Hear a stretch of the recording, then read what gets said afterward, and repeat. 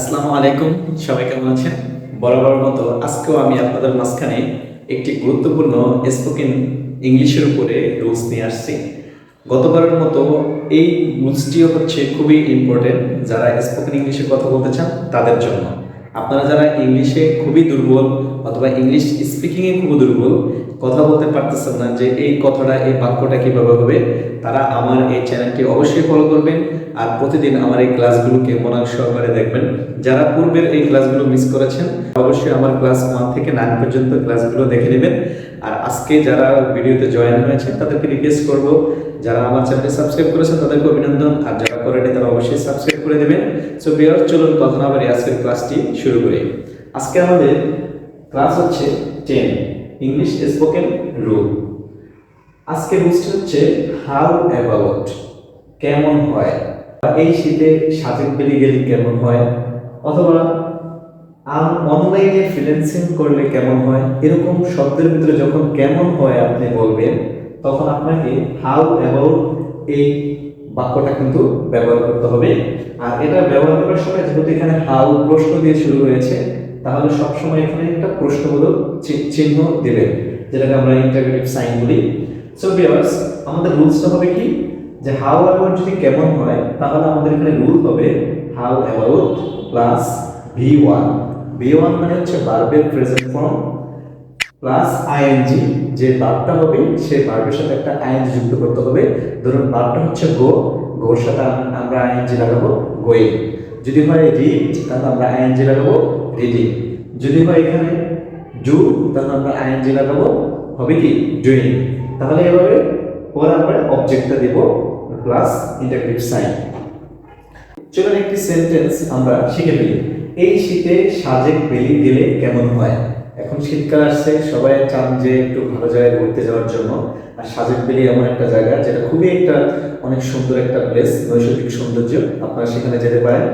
তাহলে এখানে আমরা যেহেতু এই শীতে সাজেক বেলি গেলে কেমন হয়, তাহলে আমাদের এখানে বাক্যটা শুরু হবে কি দিয়ে, হাউ অ্যাবাউট দিয়ে।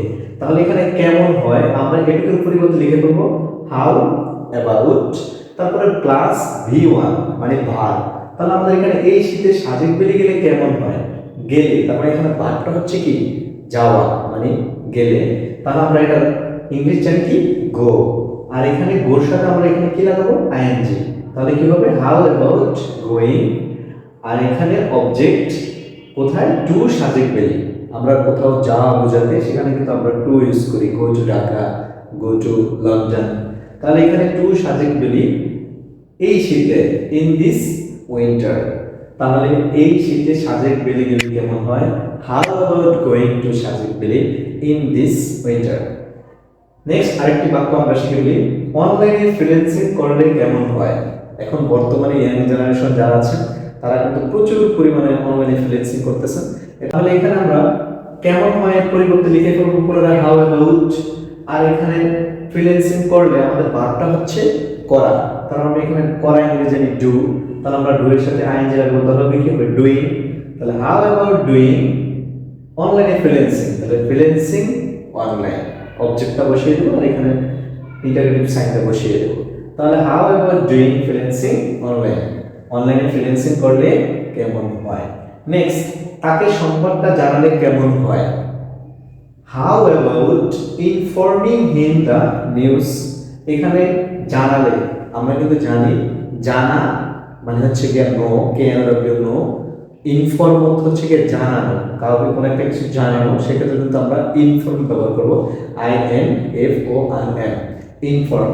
তাহলে how about informing him the news, তাকে এই সংবাদটা জানালে কেমন হয়।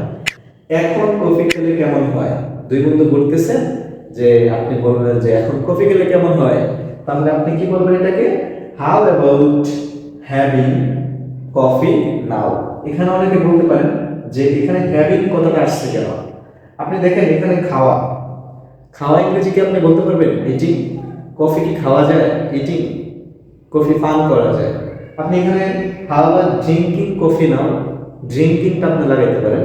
তো সবচেয়ে এখানে ভালো হয়েছে যে আপনি হ্যাভিং লাগান, আপনি ড্রিঙ্কিং এগুলোর পরিবর্তে আপনি হ্যাভিংটা ইউজ করতে পারবেন।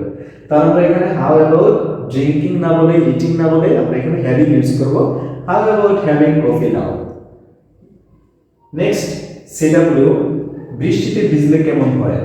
আপনারা যারা ভিডিওটি মনোযোগ সহকারে দেখেছেন এবং আজকের এই রুলসটি যারা বুঝতে পেরেছেন তারা অবশ্যই এই বাক্যটাকে এখানে ট্রান্সলেট করে যাবেন এই রুলসের আলোকে। তো আমি আপনাদেরকে একটু বলে দিই, যেখানে ভেজা, আমরা জানি যে কোনো কিছু ভেজা সেটার ইংলিশ কি ওয়েট, ওয়েট মানে হচ্ছে আর্দ্র অথবা ভেজা। তাহলে এখানে আপনি বৃষ্টিতে ভিজলে কেমন হয়, এখানে বাক্যটা হবে আমি বলে দিচ্ছি গেটিং ওয়েট, তারপর আপনারা বাক্যটুকু বসিয়ে দেবেন। সো ভিউয়ার্স, আজকের এই ক্লাসটি যাদের ভালো লেগেছে তারা এই ভিডিওটি অবশ্যই লাইক, কমেন্টস এবং শেয়ার করে দিবেন বাকিদেরকে জানানোর জন্য। আর আমার চ্যানেলটিকে অবশ্যই সাবস্ক্রাইব করে দিবেন। আজকের মতো এই ক্লাসটি এখানে শেষ করছি, পরবর্তী ক্লাস 11 নিয়ে আপনাদের মাঝখানে আসবো। এই পর্যন্ত সবাই ভালো থাকবেন, সুস্থ থাকবেন। আল্লাহ হাফেজ।